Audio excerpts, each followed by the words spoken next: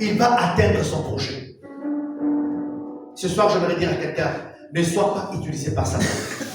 Ne sois pas utilisé par l'ennemi. Ne sois pas un instrument de l'ennemi pour détruire l'église. Tu attires sur toi la condamnation. Ce n'est pas visible aujourd'hui. Mais là, cette affaire ne finira pas comme ça. Saul de Tarse croyait bien faire.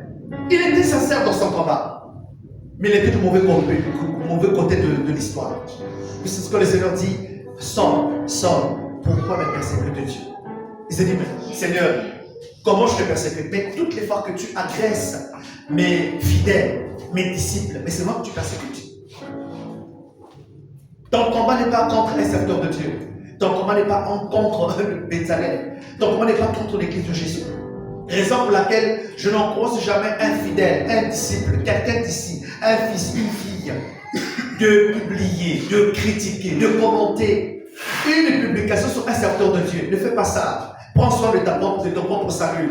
Prends soin de ta propre vie. Laisse le serviteur de Dieu. Laisse le serviteur de Dieu. Quelqu'un a vu, quelqu'un a dit, on a photographié, on a mis sur internet. Passe outre. Si tu ne peux pas prier, laisse cette affaire. Ne rentre pas dedans. Prends soin de ta vie d'abord. Que celui qui croit être debout prenne garde de tomber. Aujourd'hui, celui qui est tombé, demain ça peut être ton tour. Tu ne voudras jamais que les mêmes armes soient utilisées contre toi. Est-ce que je parle bien? Amen. Alors s'il te plaît, range ton cœur. Parce que si tu ne fais pas cette porte, l'ennemi va t'utiliser. Parce que quand l'ennemi entre dans ta vie, il enlève l'amour, il vole l'amour, il vole la paix, il vole la joie.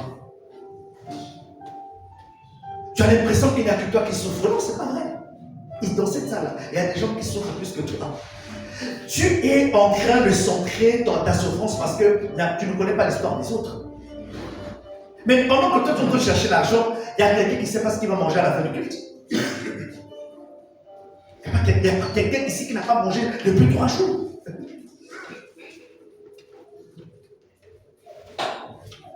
Non, moi je n'ai pas, moi j'ai besoin d'une belle tenue dimanche, parce que quand même, sur le premier dimanche du mois, j'ai besoin d'être habillé, oui. Pas tout le forcer à la tenue, mais il y a quelqu'un qui n'a même pas le transport pour rentrer chez lui.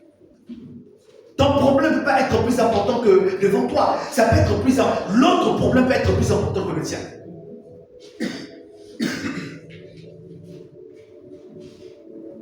Est-ce que je parle bien? En venant à Brazzaville, en rentrant récemment, il y a un homme qui est rentré, qui avait une simple plaie. Il est rentré, il a fait 2 semaines. Il était à la Sainte-Cèce. De la Sainte-Cèce, il a été évacué au CHU. Le monsieur est rentré avec ses 2 pieds. Il est sorti et ça fait 3 jours avec un pied coupé. Il a été amputé. Tu es sûr que ton besoin d'argent est plus important que l'homme qui a perdu son pied.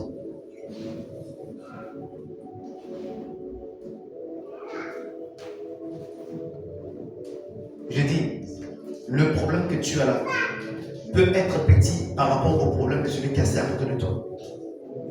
Il ne faut pas croire que ton problème là, dans cette salle, il n'y a que toi qui souffre. Non!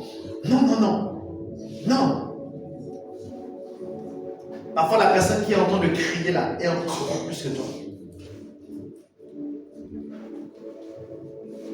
Je disais hier à maman, grâce Marie, qu'il y a un niveau de faim. Quand quelqu'un entre dans mon dit papa, j'ai faim, je comprends qu'est-ce que c'est. La faim. Frère, la faim. À un certain moment, en tant que serviteur de Dieu, tu es en train de marcher. C'est-à-dire que tu as la faim, tu as le vertige. C'est-à-dire que nous avons un vertige. Mais il n'y a pas un lieu où tu t'arrêtes d'abord. Au milieu de la route, tu t'arrêtes. Parce que tu as le vertige. Parce que tu as fait 3 jours sans manger. Tu sors d'un jeûne de 3 jours, tu n'as rien pour clôturer, tu continues le jeûne par la grève de faim. Donc tu as les vertiges, tu ne sais pas à qui, tu ne sais pas demander. D'abord. Et tu ne peux pas aller à la boutique, aller emprunter parce qu'il y a quelque chose. Tu vas mentir.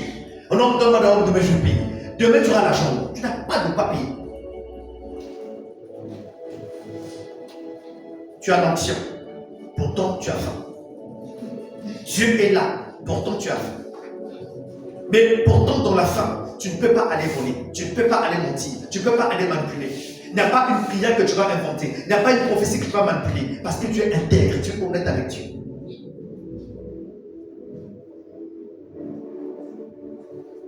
Range ton cœur au pardon. Il n'y a pas une personne qui ne mérite pas le pardon. Tu dois pardonner.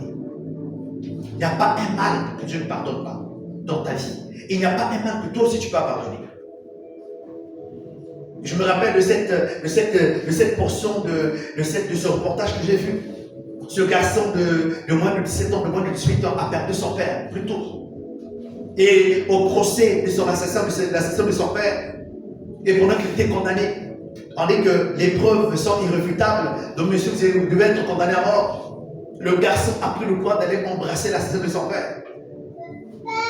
Et il a soufflé à son oreille en disant, je te pardonne. Mais l'assassin a pleuré à chaudes larmes. Parce qu'il se disait que non, il s'attendait au mal, il s'attendait à une vengeance, mais pas à une douceur d'un enfant qui a perdu plutôt son père.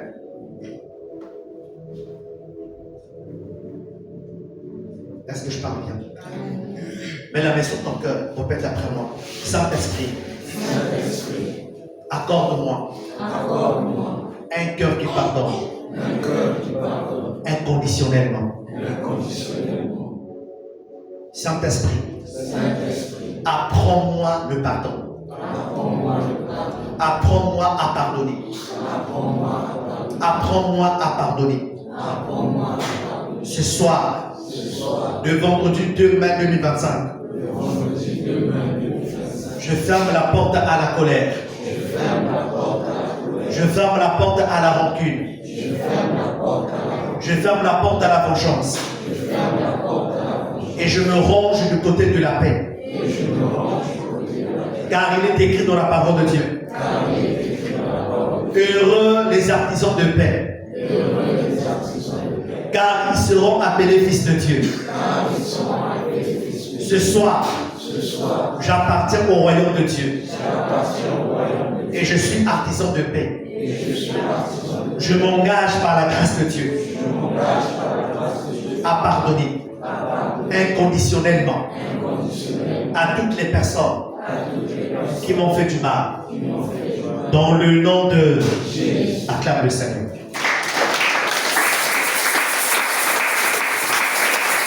La troisième porte que tu dois connaître par laquelle l'ennemi a accès dans ta vie pour te voler s'appelle la colère. Il y a même pas la colère.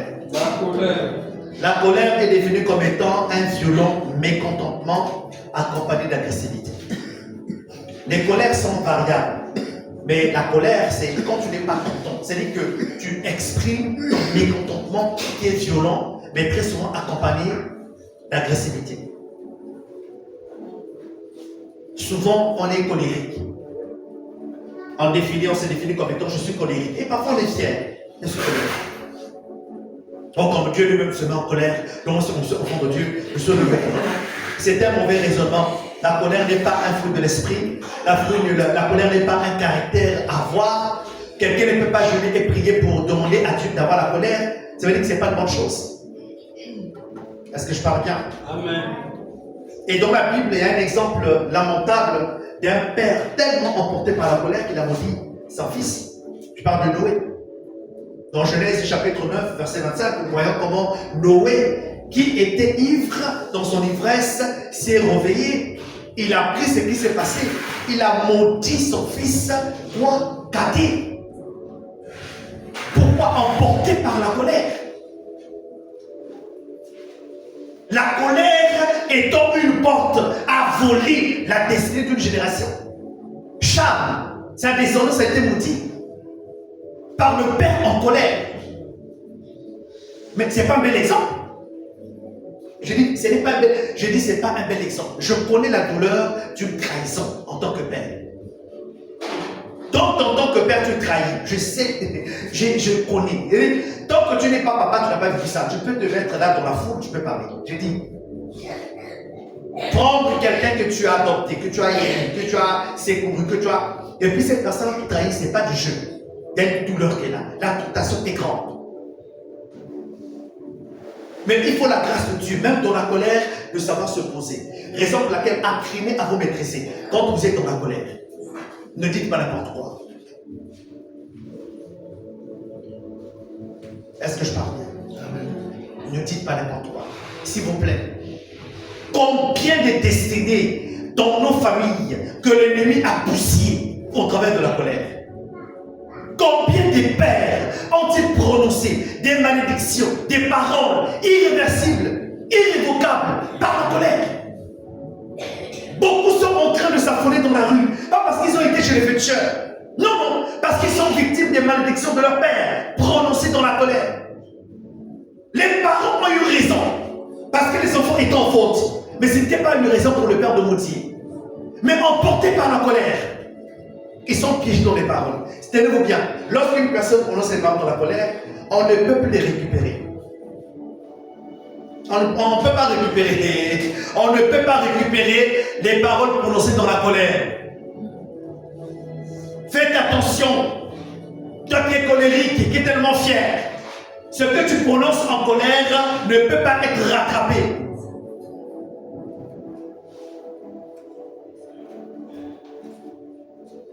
Est-ce que je parle bien?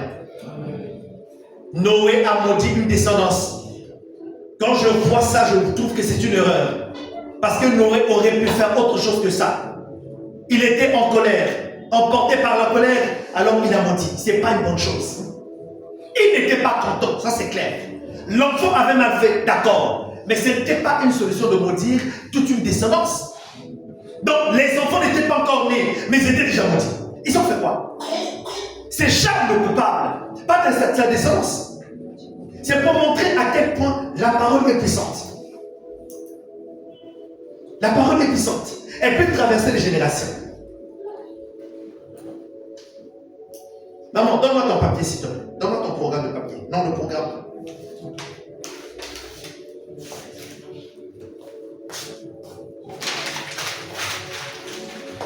Papa Amel, attrape. Il faut redresser le papier tel que tu l'as reçu.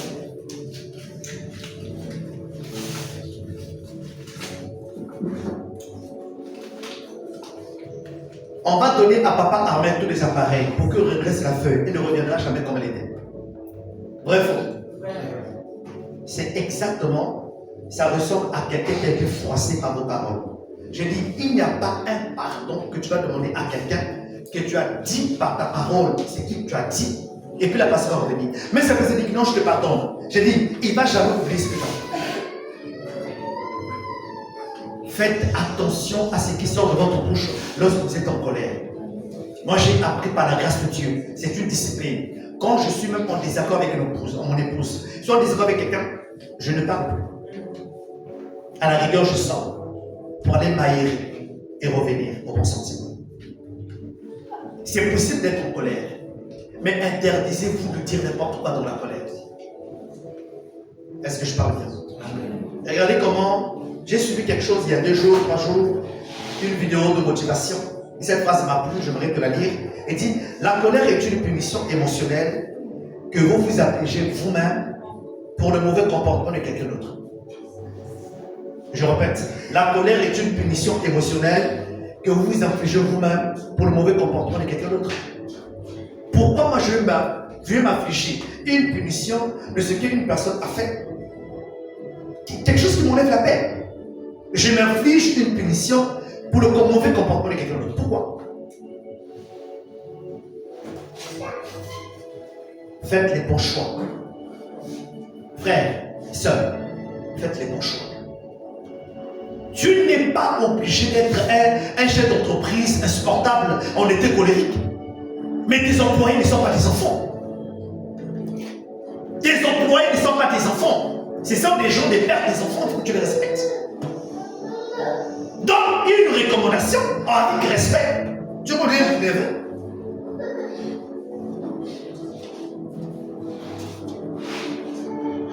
Mais ta femme n'est pas ton enfant. Pour lui parler comme tu veux. On ne tape pas sa femme. Je suis désolé. Il y a des canaux normaux avec lesquels on peut communiquer. Parle à la personne. Dis, je ne suis pas content de ce que tu as fait, ta piscine n'a pas été bonne. Dis. Mais un homme qui aime sa femme ne peut pas dire que ta cuisine n'a pas été bonne. Mais quand c'est ça, c'est tout. Hein. Elle-même comprendra que quand tu n'as pas assez mangé comme d'habitude, elle comprendra que non, c'est pas bon. Mais on ne dit pas à sa femme, quand on aime sa femme, on ne dit pas que sa nourriture n'est pas bonne. Quand tu as dit ça à une femme, là, elle va jamais oublier ça 15 ans après, elle va te rappeler ça.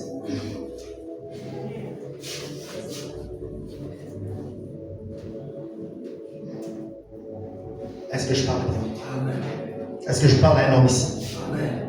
On ne frappe pas sa femme, on ne porte pas à sa femme.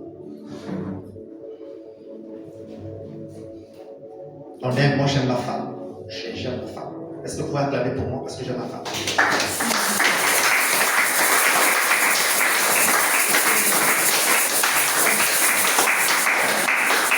Elle est formidable. Il arrive qu'une fois dans le mois, elle peut être désagréable, elle peut être énervante.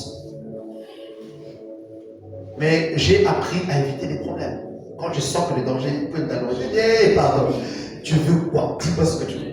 Dis-moi ce que tu veux. J'aime la paix. J'aime la paix. L'affaire de dormir là, colère là, quelqu'un est tourné là-bas autour, le point dit, non, je n'aime pas. J'évite les problèmes. J'aime la paix. J'aime la paix. Je suis un enfant du ciel. J'aime la paix. J'aime la paix. Dis à ton voisin, j'aime la paix. J'aime la paix. Aïe. Parce que les affaires où on n'a qu'à se brutaliser et puis on n'a qu'à faire réunion de réconciliation, ça prend trop de temps, ça prend du temps, ça prend des ressources.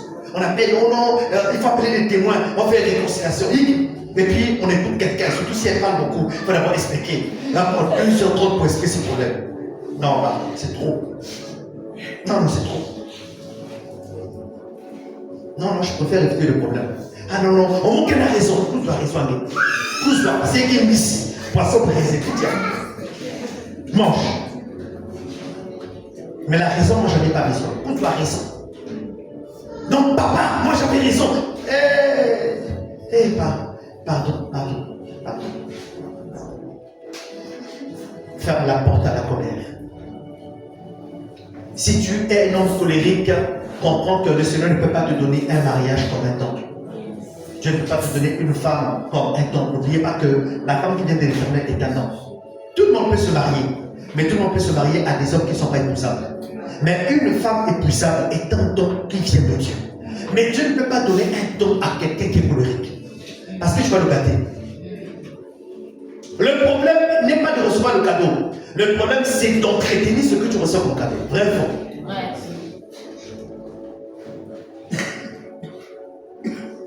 Et la manière, si vous voulez connaître, j'aimerais donner un secret à une soeur ici. Si tu veux reconnaître un frère qui sera un bon époux, vois comment il traite les soeurs des autres.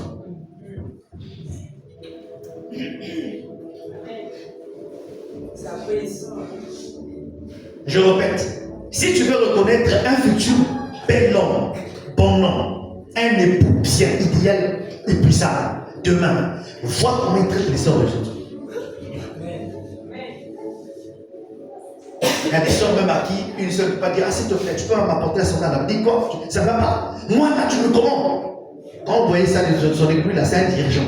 C'est un chef d'entreprise, il n'est pas épousable. Parce qu'on peut être intelligent, on peut être diplômé, on peut diriger l'entreprise, mais sans être épousable. Je parle ici des gens qui sont épousables. Ce n'est pas seulement celui qui est capable de te doter, mais celui qui est capable de t'entraîner dans la maison. C'est la fille des gens, c'est la sœur des gens, il faut bien la traiter. Pour le reconnaître là, voyez comment il traite les sœurs des autres. Amen, amen. Amen. Pendant moi, je suis en train de prier pour toi, pour que tu t'envoies le mariage. Toi, tu vas tomber amoureuse d'un gars, d'un joli homme qui ne t'aime pas. C'est-à-dire que le monsieur ne t'aime pas, mais tu forces une relation. Moi, je suis en train de prier pour que Dieu te donne un bel homme, un mariage. Toi, tu es amoureuse d'un homme qui ne t'aime pas.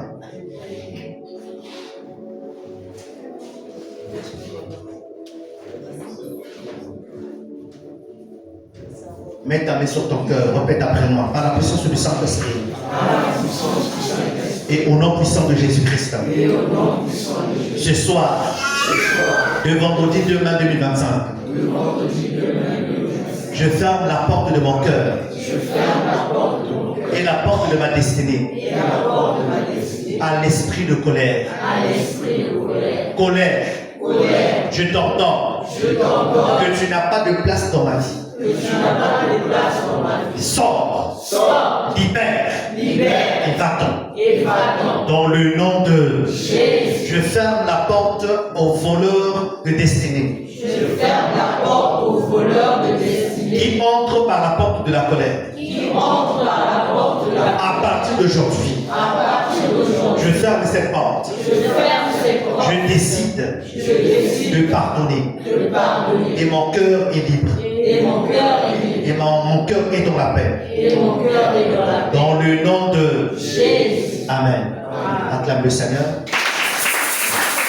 La quatrième porte par laquelle l'ennemi entre pour te voler ce que tu as s'appelle la convoitise. La convoitise. Dis avec moi la convoitise. La convoitise, c'est quoi? C'est l'envie. C'est envier. Le verbe envier, c'est le verbe convoiter. On parle de la convoitise des cieux, la convoitise de la chair. La convoitise des cieux, c'est attraper, c'est avoir tout ce que tes yeux voient. Le nouveau téléphone, nouvelle voiture, tout ce que tu peux avoir. Tellement que tu es en train de convoiter, que tu n'as pas, parce que la convoitise, c'est quand tu n'as pas la capacité d'avoir. C'est toujours contre l'autre acte que tu attrapes. Tu es capable de dire, oh, la femme là qui est dans la voiture, là, une belle voiture. Mais la personne qui conduit là, ça ne va pas avec elle quoi. Ça c'est une voiture qui va pour nous autres. C'est une belle taille. Vraiment, Nzam, qui est trop injuste. Sois délivré au nom de Jésus. La convoitise s'établit, te met dans une disposition. Tout téléphone qui doit sortir pour l'avoir.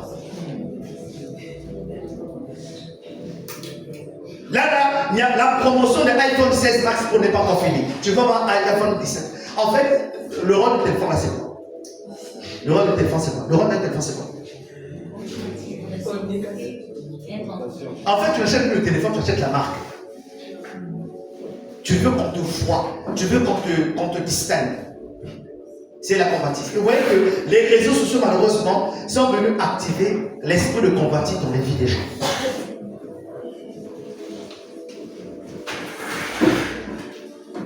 Vous voyez que par exemple, la convoitise aujourd'hui a changé la nature des jeunes femmes africaines. Aujourd'hui, on n'est plus, c'est rare de voir une jeune femme africaine être fière de la peau marron, sombre. Tout le monde veut être clair. Tout le monde. Tu es en train de forcer par le Joko de devenir clair. Il y a aussi des appliqués clairs. Tu es en train de forcer. Donc aujourd'hui, femme claire, c'est l'une d'une femme belle. C'est pas vrai. C'est pas vrai. Je voudrais encourager quelqu'un à garder son teint propre, ton teint original. Amen.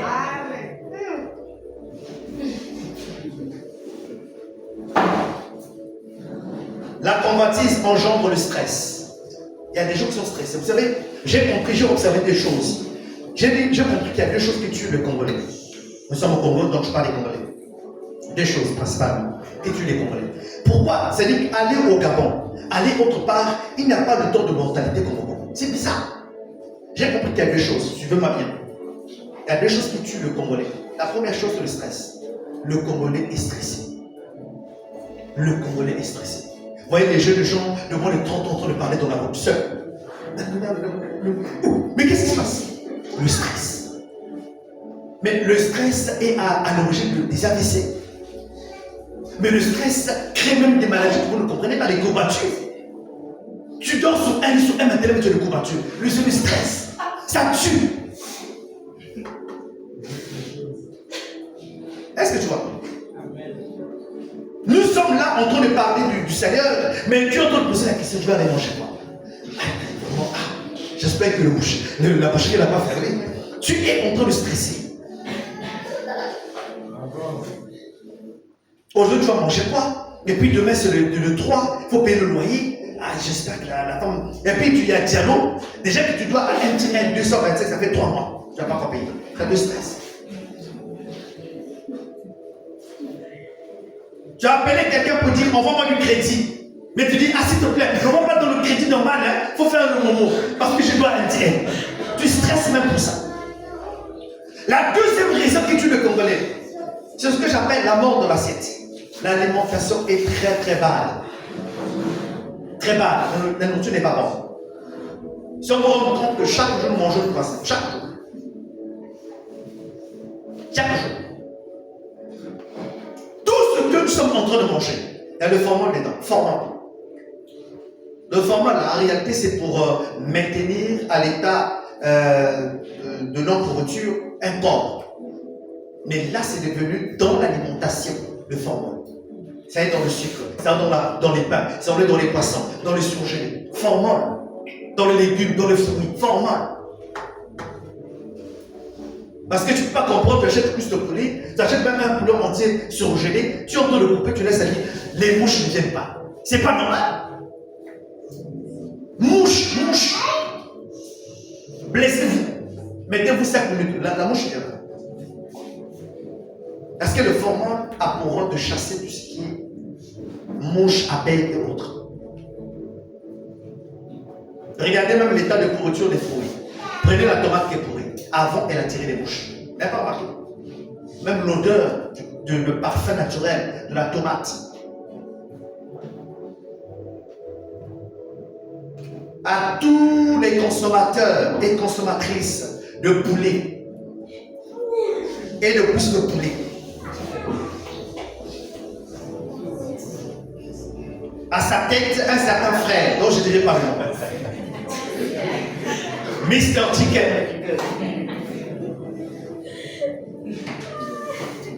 Soyez délivrés.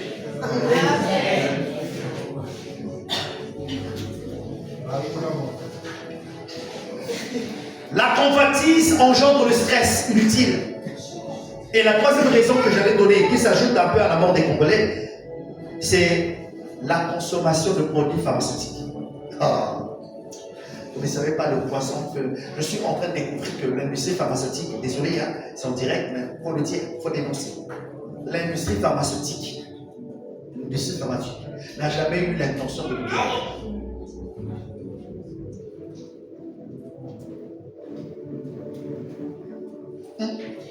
Si tu comprends ce que j'ai dit, c'est bien, tu n'as pas compris aussi. Les produits des pharmacies bousillent les reins. Ça bousille les reins. Ça masque, mais ça ne soigne pas. Repartez à ce qui est naturel. Prenez le quinquilpa, prenez le truc, le consol. Vous savez que le consol, c'est un anticancérigène, on ne le savait pas. Le consol, vous connaissez le consol? Beaucoup ne le connaissent pas. C'est un anticancérigène. Rien dans le consol ne se jette. Et le fruit, et la racine, rien ne se jette. C'est un anticancérigène.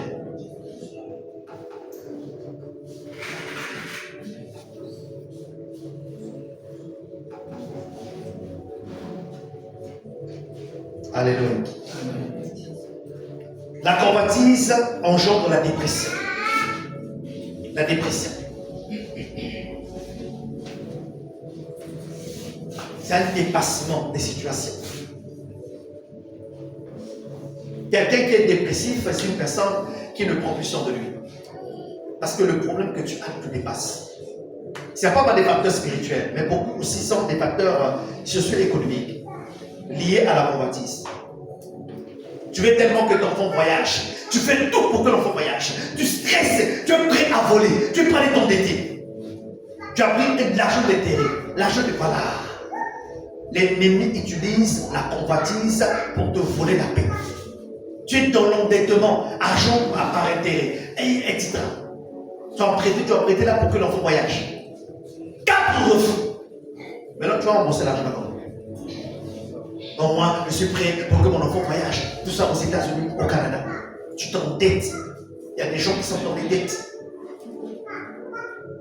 À cause de la convoitise. Parce que tous les enfants, tous les jeunes de cette génération, des enfants, sont en Europe. Donc tous ces enfants doivent aller en Europe. Renseignez-vous, il y a beaucoup d'enfants qui sont au Canada qui sont allés mourir précocement. Il y a même une famille congolaise en banlieue parisienne, il y a 2 ans, dont l'enfant a tué sa mère. Congolais. La réussite n'est pas synonyme de voyager. Priez et demandez la volonté de Dieu. Je vous recommande que vos enfants soient à vos côtés. Il n'y a pas une meilleure école qui puisse être votre école à vous.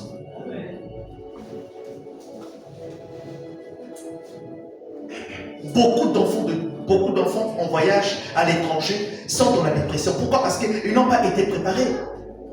Ils n'ont pas été préparés. Ils n'ont pas été préparés. Il se passe des choses. Il se passe des choses à l'étranger. Il se passe des choses à l'étranger.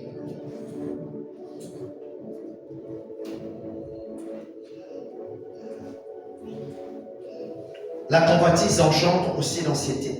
L'anxiété, c'est la peur. La peur d'être rejeté. La peur d'échec. La peur de l'inconnu. Tu as peur.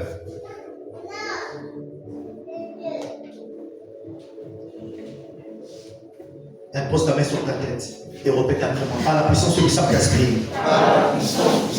Et au nom puissant de Jésus-Christ. Ce soir, de vendredi 2 mai 2025.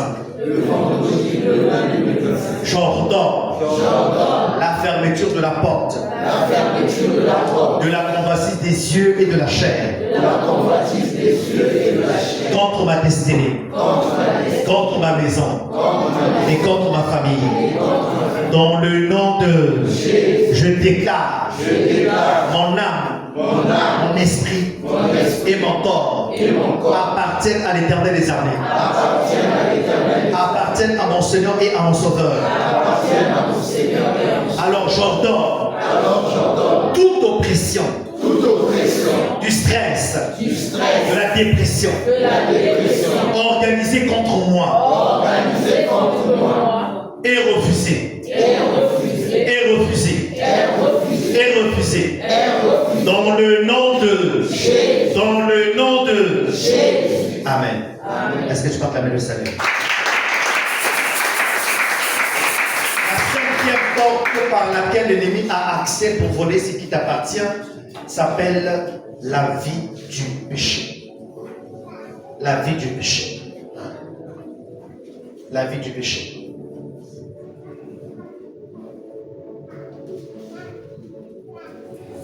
Une église n'est pas un commissariat où on va vérifier à l'entrée de la porte ici la sanctification de chacun. On va prendre des testeurs. Quel est ton niveau de sanctification? Parce que, écoutez-moi bien, on ne se sanctifie pas pour le pasteur. On ne se sanctifie pas pour Dieu. Même pas pour Dieu. Dieu est saint. Il t'avertit. Je suis saint. Ceux qui s'approchent de moi doivent te sanctifier.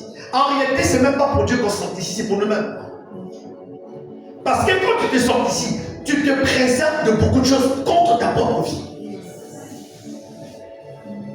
Hein? Donc, si tu dis que non, de toute façon, tout le monde ne peut pas dire, je ne peux pas comprendre, parce que moi je ne peux pas laisser quelqu'un qui paye ma maison, c'est mon sugar daddy, je ne peux pas le laisser, et puis voilà. Non, si tu ne veux pas laisser sur ton problème, si tu veux le laisser, que tu as compris la parole de Dieu, il y a quelque chose ici. J'ai dit, on te dit pas de sexe avant le mariage. On ne te force pas. Si tu veux, tu n'as qu'à faire. Si tu veux, tu n'as qu'à continuer. Mais selon nous-mêmes, on saura. On saura. J'ai dit, on saura. J'ai dit, c'est qu'un vrai, si tu tombes enceinte avant le mariage, ton enfant là, on ne va pas présenter ça ici. On ne peut pas présenter ça. On ne peut pas. Dis à ton voisin, on ne peut pas. Dis à ton voisin, on ne peut pas. On ne peut pas. Faut faire. Faut faire. Tombe enceinte, c'est ta vie.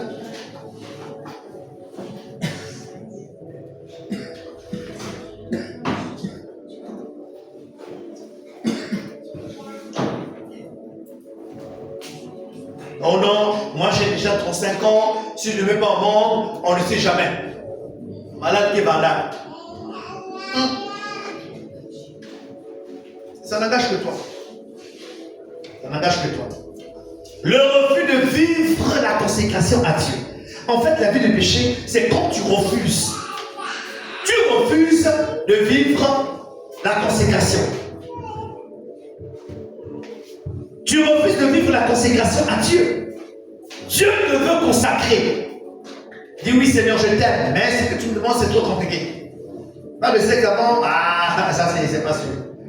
Et puis tu vas jusqu'à non, le sexe, c'est comme manger. Quand tu as fait, tu fais quoi? C'est bien. En tout cas, bravo. Tu es fort. Tu es même en train de maladie avec Dieu. Tu es en train de discuter avec Dieu, ton créateur. Hein? Tu n'es pas ton pasteur encore, mais tu es en train de maladie avec Dieu qui t'a créé. Il dit c'est pas bon. Faut faire.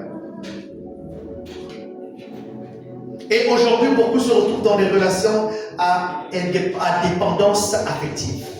Vos relations ne t'arrangent pas, hein? Mais comme tu as dit que tu ne mettras pas au monde plusieurs enfants avec pères différents. Donc tu es obligé d'être là. Tu es dans une relation toxique.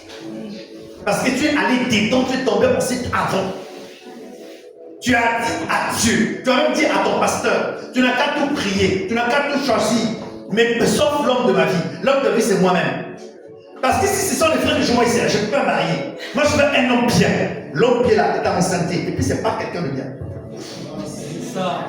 Nous, on est là. On est témoins de l'histoire. On va témoigner. Il faut faire. Il a dit, il faut faire. Hein? Il faut faire. Il faut laisser mes frères, il faut laisser mes fils ici, là. Je les arrose là. On va faire un peu les éduques, un peu. Aujourd'hui, ils ont la foi, ils ont la spiritualité, donc ils auront des moyens. Ils seront des célibataires épanouis. Je prie même que mes enfants ici, là, ils sont célibataires, ils ont voiture. Amen. Je vais voir les filles, là. On va ici. Vous comprenez ça? Vous voyez un gars qui vient dans voiture, qui garde et puis dans costume, cintré. Des célibataires. Un célibataire épanoui, un adorateur sérieux. Vivons dans la chasteté et dans la pureté. Sans convoitise. Amen.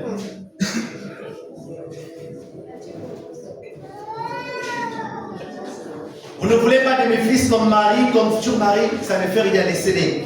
Moi je vais éduquer mes enfants, ils vont grandir. Ils sont en train de faire un peu, ils sont en train de passer le temps ici. Tout le jour je suis là à 9h, je repars à 21h. Tout le jour je suis là avec eux. Donne un peu, c'est pas changé. Il allait chercher des hommes déjà accomplis, des sugar daddy, des maris, des gens. Allez les chercher. Laissez mes enfants tranquilles. Non, papa, il n'y a pas quelqu'un épousé ici là. Il n'y a pas quelqu'un de mon niveau. On dit, dis encore fort, parle fort.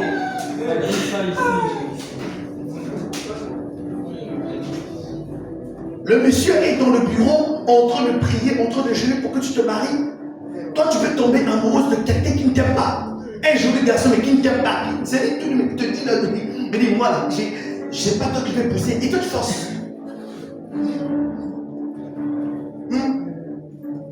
La vie du péché, c'est le refus de vivre la consécration à Dieu. C'est le refus de plaire à Dieu. C'est le refus d'obéir à la parole de Dieu. Donc tes versets là sont sélectifs. Ça t'arrange. Oh, il est long à la relève miséricorde de compétition. Tu es fort. Tu retiens que ça.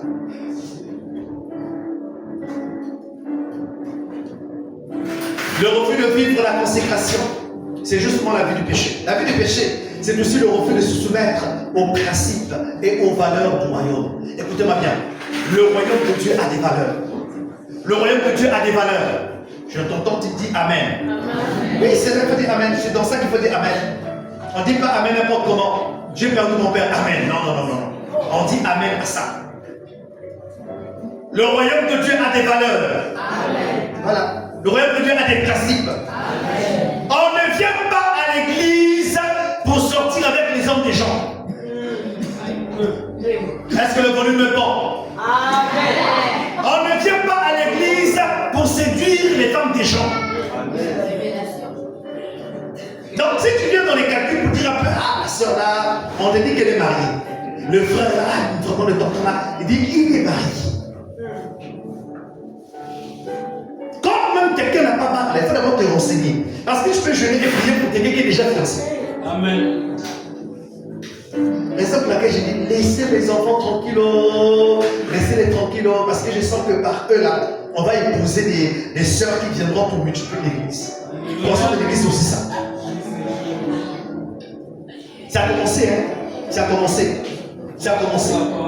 Ça a commencé. Ça a commencé. On parle de Bethsaïda quelque part. Hier, ceux qui étaient là hier, on vu qu'il y a un Parisien qui est venu. Un Parisien qui est venu. Elle dit, ah papa, je suis là il y a 1 année, 2 ans. Je ne vois pas son visage. Elle dit que non, mais il y a quelqu'un aux États-Unis qui m'a recommandé l'église. Et je ne comprends pas. Elle dit que quelqu'un dit que non, j'ai construit complexe, machin, de bâtiment, truc, donc je veux. Est-ce qu'il n'y a pas quelqu'un à l'église là-bas pour gérer ça? Il sera payé. Il dit, oh! Mais comment ça?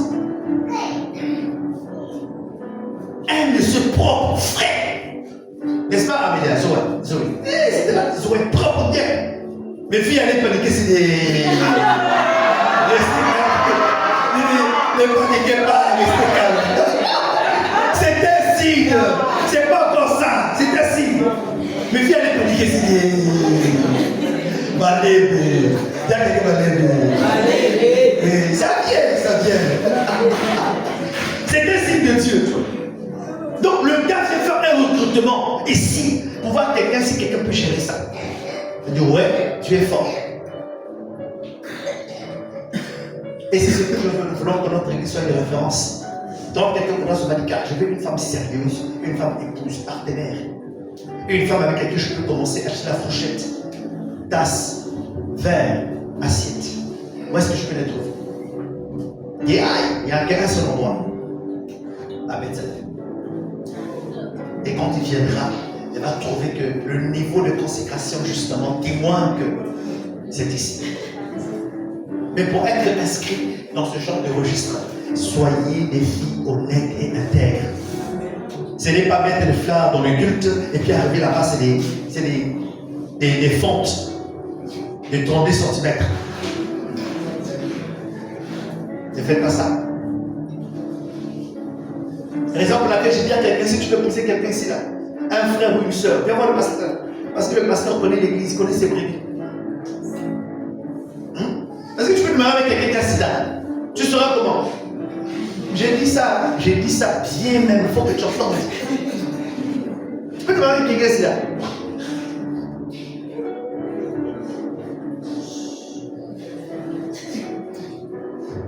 Papa, il y a un frère à l'église qui m'a fait la proposition. Moi je suis droit, c'est qui? Oh non, le frère en question, mon frère, ma soeur, il faut parler, c'est qui? Oh non, le frère en question joue au piano, il est souvent joli, simple. Je dirais que bon, c'est quelqu'un de bien. Mais pour l'instant, sa tête n'est pas mariée. Si je peux être patient jusqu'à 300, c'est bon. J'ai bien parlé? Amen. J'ai bien parlé, frère? Est-ce qu'on peut acclamer pour le maestro? Le fils de l'homme.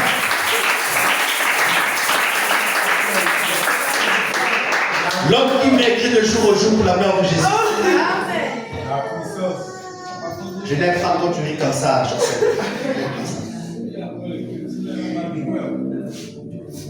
Est-ce que je parle bien? Amen. Je suis en train de parler de la vie du péché. Le royaume de Dieu a des principes. Écoutez-moi bien. Le péché est l'acide contre votre foi. Nous ne voulons pas être une église qui va traumatiser les gens ici. La vie du péché, la vie du péché, le péché! Non, non.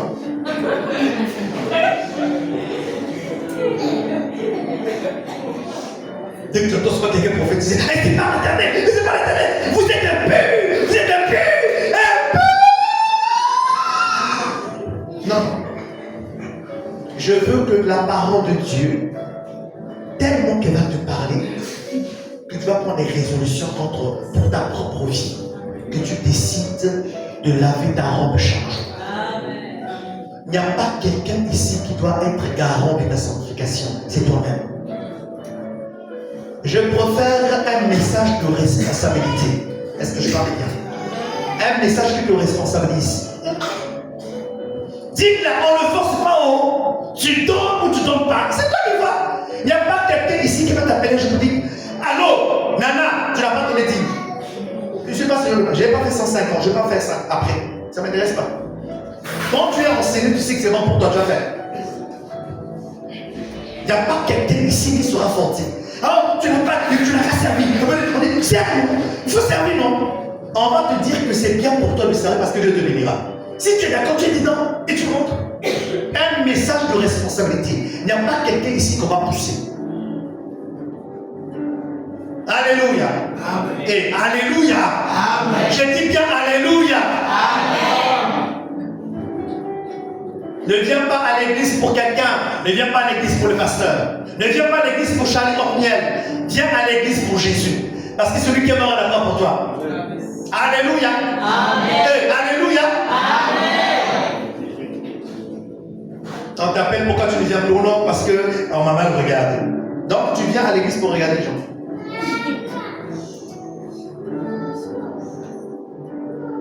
On m'a raconté qu'il y a eu quelqu'un qui dit non, votre église c'est le pasteur quand tu fais ça. Est-ce qu'on peut claquer ensemble? Claque ensemble. Claque avec moi, claque avec moi. Elle sait que dit non, vous n'avez pas compris que vous n'avez pas dit votre pasteur là. Qu'est-ce que c'est le gars là? Il gagne, il passe en plein. Dis comment quelqu'un qui prêche et puis fait ça? Il appelle les esprits.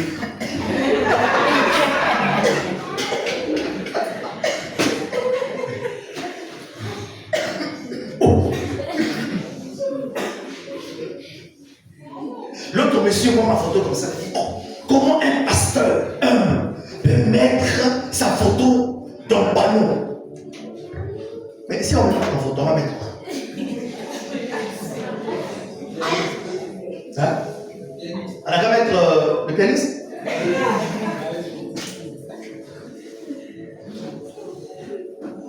Et puis il y a des comment on dit, il y avait des gens même quand ils disent, oh pasteur Bening, quelqu'un a fier. Oh, possible, donc lui, oh, il n'est pas humble. Comment tu peux regarder la photo de quelqu'un qui dit que tu es pas humble? L'humilité, c'est pas la photo. Donc on ne comprend plus. Donc un pasteur n'a qu'à être, donc voilà, qui fait son boulot, nous sommes trouvés dans ma boulou, sur le soleil, et puis il y a une Bible là, voilà. Donc passe quoi, hein, il n'a pas si. T'as fait ça, et puis ma papa panier, dans les témoins de ciel.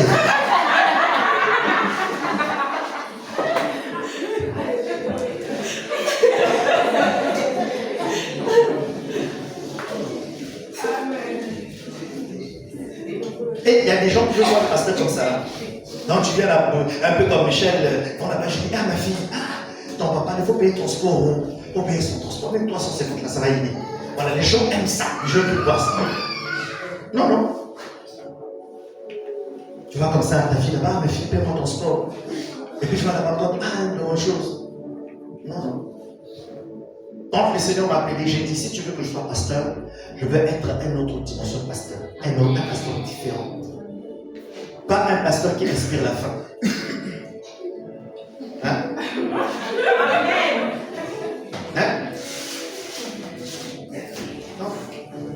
J'ai dit, le Seigneur m'a appelé, Seigneur, toi et moi, il faut qu'on parle, il faut qu'on signe une convention. Si tu veux que je sois ton serviteur, il faut qu'on arrange la partie là. Parce que les gars que j'ai vu te servir là, leur affaire là ne m'a pas pris. Qui veut te parler de Jésus, donc il transpire, et puis il y a des odeurs compliquées, il te parle de Jésus, il ne sait pas brosser, il te dit, non mais tu as envie de dire oui, mais tu dis, non mais si ton Jésus que tu sais là est comme ça, c'est compliqué.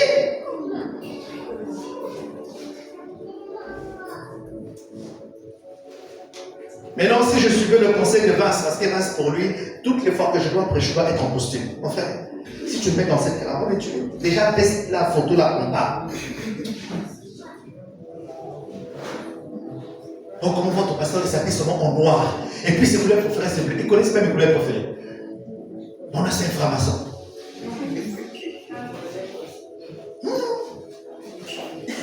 Et puis, tu arrives, tu ne t'énerves pas. Hein? On parle de ton papa comme ça, tu ne t'énerves pas. Quand tu fâches. Papa, amen.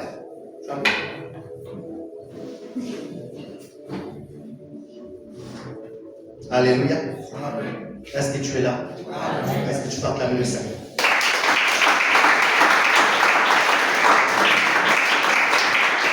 Vivre dans le péché est un choix. Quitter la vie du péché, c'est aussi un choix. Ce choix-là n'est pas le choix du pasteur, c'est ton choix à toi. Mais c'est une porte que l'ennemi saisit. C'est un accès qui donne à l'ennemi le droit de voler ce qui t'appartient. Je réserve un peu ce que l'ennemi vole dans ta vie, parce qu'on va voir ça, c'est un chapitre pour ça. Dimanche particulièrement, on parlera de ce que l'ennemi vole dans ta vie. Vous allez voir que beaucoup de personnes se sont laissées voler leur bénédiction, leur mariage, par exemple. Tu as tout travaillé pour tu as tout prié pour l'emploi. En fait, l'emploi, tu avais déjà vendu ça de manière inconsciente. Même la Katianous, des rêves, on va en parler tout à l'heure. Raison pour laquelle ne prenez pas à la légère les rêves que vous faites. Quand je dis, j'appelle quelqu'un, je pose avec quelqu'un, la première chose, qu'est-ce que Dieu t'a dit? Dieu parle de plusieurs façons. Le rêve que tu as fait peut être court, simple. Ah non, j'ai rêvé que j'ai vu un citron sur une table. De quelle couleur? C'est important. Orange chaud, vert, ça a son sens. À la rigueur, demande au Saint-Esprit, je n'ai pas compris ce que j'ai vu. Explique-moi, Seigneur. Il y a toujours un message derrière ce que Dieu te montre. Mais ne faut pas donner l'impression à Dieu que tu as compris, alors que tu ne sais, tu n'en sais rien. Dis à Dieu, explique-moi. Tu as même le droit de dire au Seigneur, je n'ai pas compris, parle-moi sur notre forme. Il est ton Père. Et c'est un Père qui te comprend mieux que toi-même. Est-ce que je parle bien? L'orgueil, c'est aussi de donner cette importance. Non, on nous a déjà. Et c'est ça le piège avec les pasteurs, parce qu'on a des gens dans l'église, on croit que malgré qu'ils sont dans la foi, ils connaissent. Ils connaissent rien. Les gens sont dans la foi pendant 30 ans, mais dit, bon, voilà, c'est pas une évangélisation. Oh, évangélisation, c'est parler de la rue. C'est quelle définition ça? 30 ans dans la foi. Tu l'attrapes à la porte de la santé et dis, qu'est-ce que le baptême? Il va réfléchir. Oh non, laisse-moi d'abord aller à la maison de bon sur moi.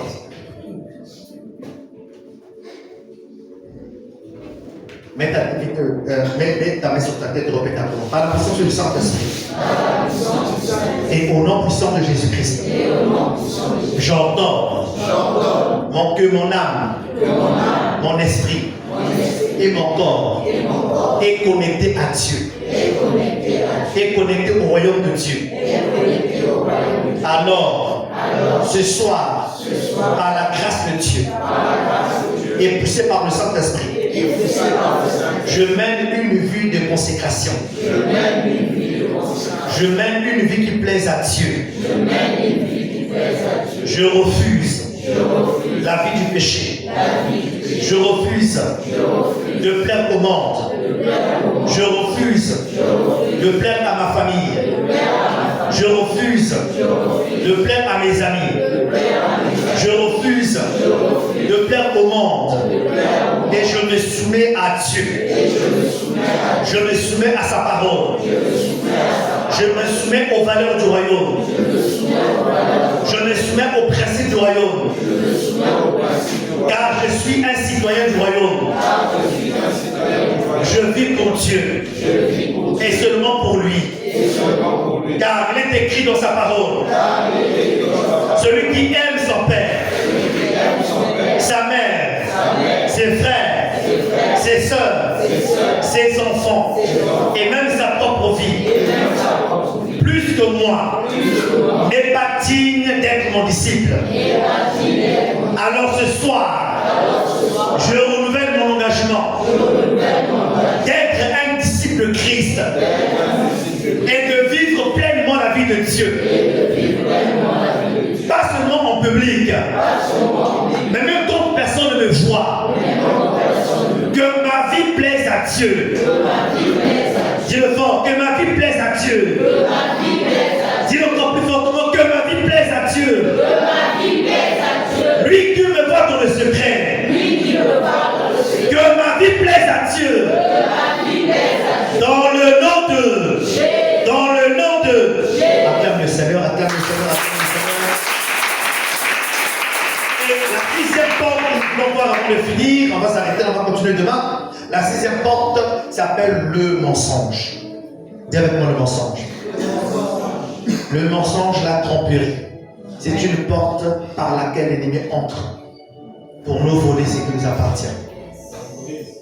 Quand tu mens, tu ne fais pas du mal à quelqu'un, tu fais du mal à toi-même. Le mensonge, c'est le refus de dire et de vivre la vérité. Vous voulez reconnaître reconnaître quelqu'un qui appartient à Satan? Vous voulez reconnaître quelqu'un à qui Satan est son pasteur? C'est le mensonge. Parce que la source du mensonge, c'est Satan. On l'appelle le père du mensonge.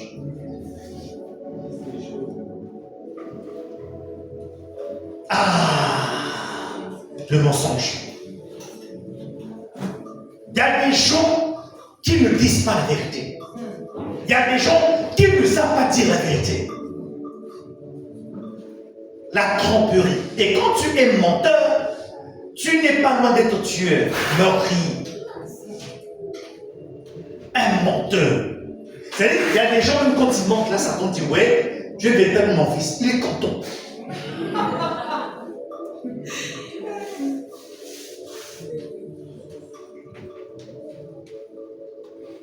Alléluia. Amen. Il y a des mensonges qu'on appelle un mensonge circonstanciel. C'est-à-dire que par circonstance, tu veux éviter, te pousser à mentir. On appelle son nom, j'ai la sagesse. C'est pas sagesse, c'est mensonge. Et Abraham l'a fait. Abraham s'est retrouvé dans une patrie dans laquelle il s'est déplacé par la faim. Il dit, de non, quand on ira là-bas, il faut dire que tu es ma sœur. Vrai faux. Jusqu'à ce que le Seigneur ait intervenu pour dire non, la femme que tu veux toucher là ne t'appartient pas. Cette femme-là appartient à non.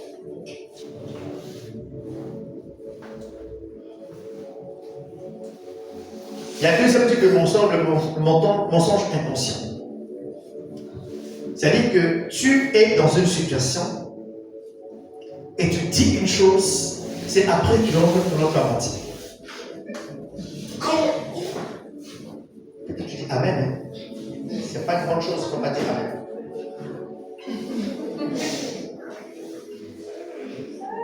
Mais non, au plus haut niveau du mensonge, c'est ce que j'appelle le mensonge pathologique. Mensonge pathologique, c'est le mensonge qui devient, c'est-à-dire chez toi là, c'est devenu un caractère, c'est devenu maladif. Il y a que maladie, pathologique. Un mensonge maladif. C'est-à-dire quand tu as parlé, tu as dit 10 choses, 9 c'est mensonge. La 10e c'est la vérité, un peu de vérité.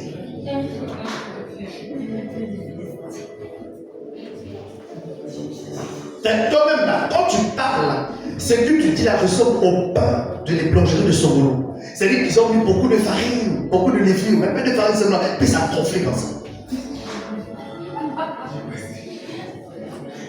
Farine canam, mais les levures d'un paquet. Il y a mis gonflé facile. Va pas Songolo.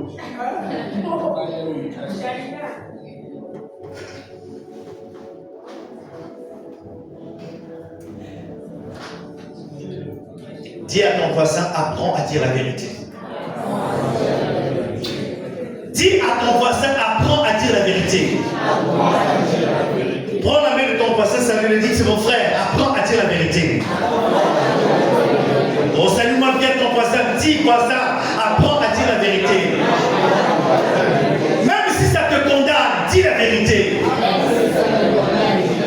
Même si ça t'expose, dis la vérité. Amen.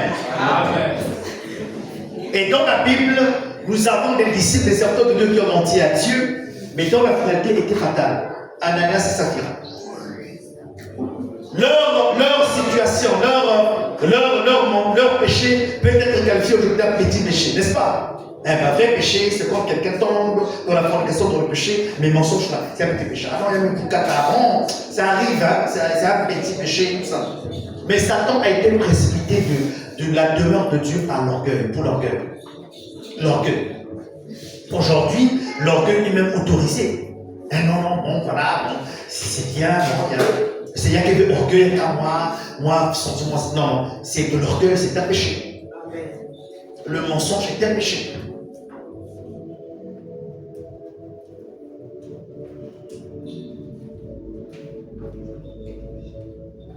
Tu es fiancé, tu es marié, tu as les conseils des amis de ton mari au principe. Tu fouilles ta main dans ses poches, tu trouves de l'argent. Tu prends l'argent sans le demander. C'est le vol. Mais non, il t'appelle pour dire, ah tiens, mais tu n'as pas vu l'argent dans le truc. Moi, il ne faut pas m'accuser. J'ai dit, Tu n'as pas honte.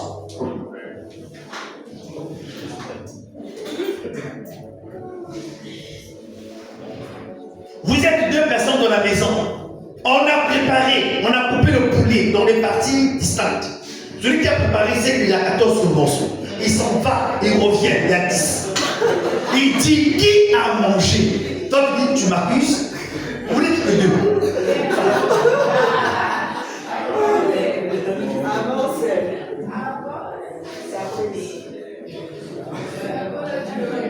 Hein?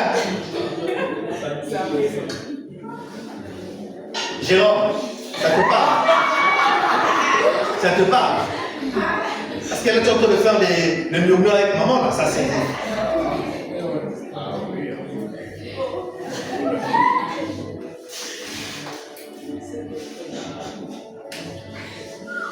Et souvent, les personnes qui mentent, c'est les personnes qui ont la facilité, la mélange, ça vole.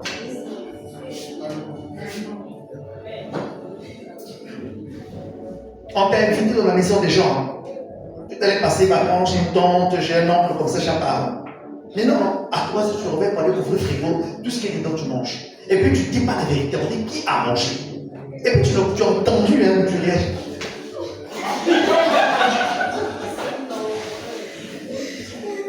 Et tu attends qu'on dise ton nom.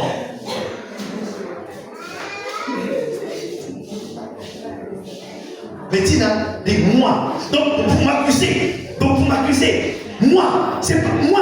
Donc finalement, je dois. Donc, vous ne m'aimez pas. Et puis, tu es en train de faire le chantage émotionnel alors que Yaourt, tu as pris Yaourt. Dis que c'est toi qui es pu. Dis que c'est toi qui es pu. On quitte ici. Il dit, gagne. Non, comment on est.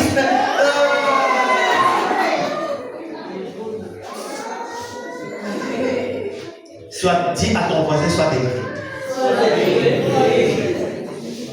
Alléluia, si ça fera son mort, parce qu'ils ont menti. Pourtant, ce qu'ils ont fait était noble. Ils sont allés vendre un terrain pour apporter de l'argent dans la maison de Dieu.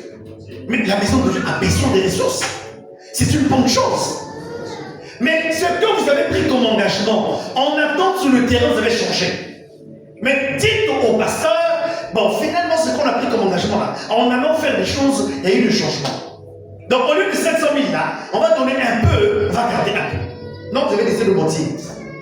Dis à quelqu'un, ça ne se passe pas comme ça. C'est ton argent, c'est vrai. C'est ton bien, c'est vrai. Mais lorsque tu as décidé de donner à Dieu, ce n'est plus à toi. Ce n'est plus à toi. Et ils sont morts. Il n'y a pas de détails s'ils ont laissé les enfants. Mais en tout cas, s'ils ont laissé les enfants, il y a rien. Arrête de mentir. Dis la vérité. Même si ça ne t'arrange pas, vaut mieux dire la vérité que tu sois public que de mentir. Parce qu'en mentant, tu donnes à l'ennemi l'accès à ta vie, il te vole quelque chose. Il te vole quelque chose. Il te vole la paix, il te vole la tranquillité, il te vole la joie. Et tu es étonné que ta vie spirituelle a pris un coup.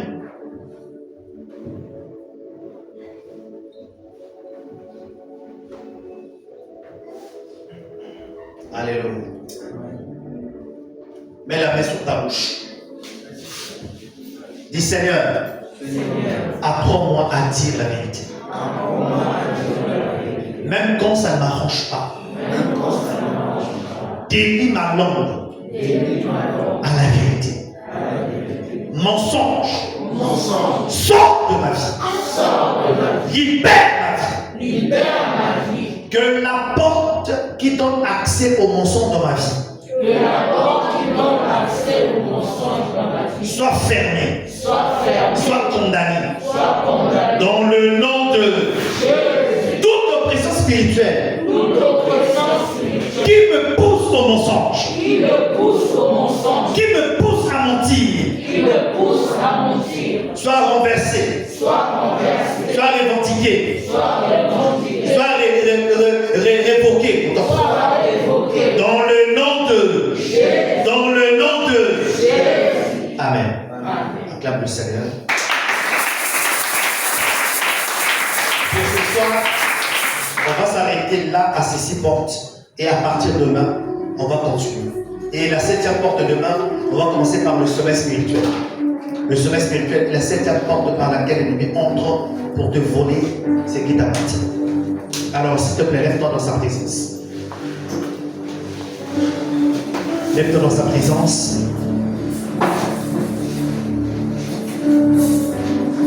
Et commence à acclamer le Seigneur et à bénir son nom pour sa parole.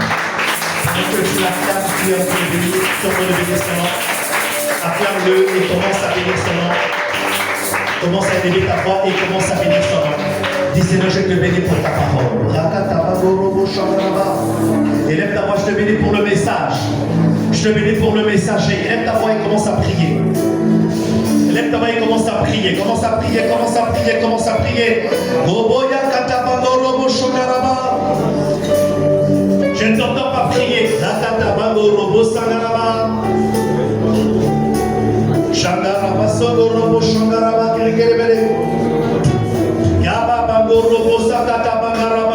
Je ne t'entends pas prier. Je ne t'entends pas prier. Lève ta voix et commence à prier. Je te dis merci pour ta parole, Seigneur. Alléluia. Merci pour ta parole. Merci pour ta parole. Merci pour ta parole. Merci pour ta parole. Alléluia. Merci pour ta parole. La restitution est possible. Commence